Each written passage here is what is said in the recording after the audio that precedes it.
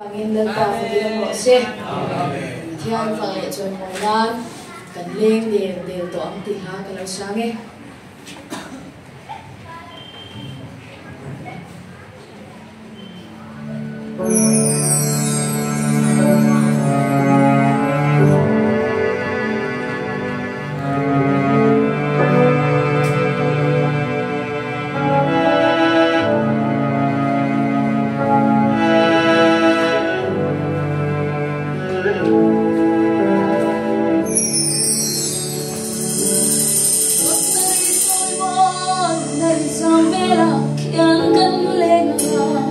Rồi môi nát thara kan sarwal doa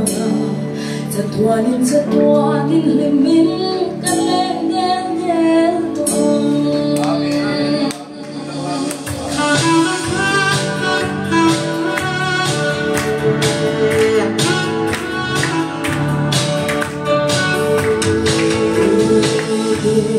Aliam jela Alta buat suo alone Heng don na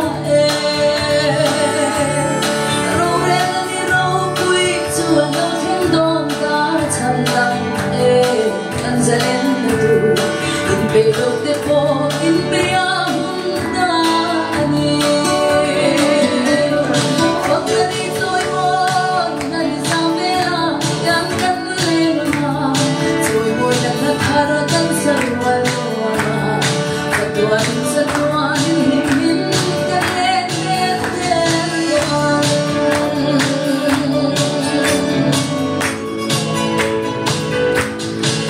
Jerusalem aghoy morki Angel parte serafim de tuan china Musit sai chianale dong elrena hingwa Merau yang buka fakin kalalena Fakta di toy boy Nani samela yang kan lengana Toy boy lahat harakan sarwal doa Satuanin limin kan lengel Hallelujah Orang sayang yang Angel mate sirfi Tuan sana Orang kata kopui moy Lumakan lai tuan wana Suarin yang jam suan Tuan lalu makan loy tuan Fakta toy moy Nani samela yang kan lena Toy boy lahat harakan sarwal doa Satuanin limin kan lengel doa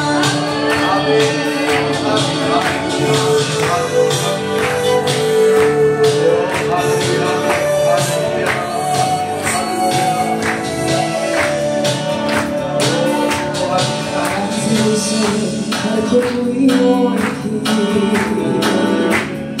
Itong fakit Anarang abuat sayani Musit say tiyanale Endong elrena Aming mga Warzong tesu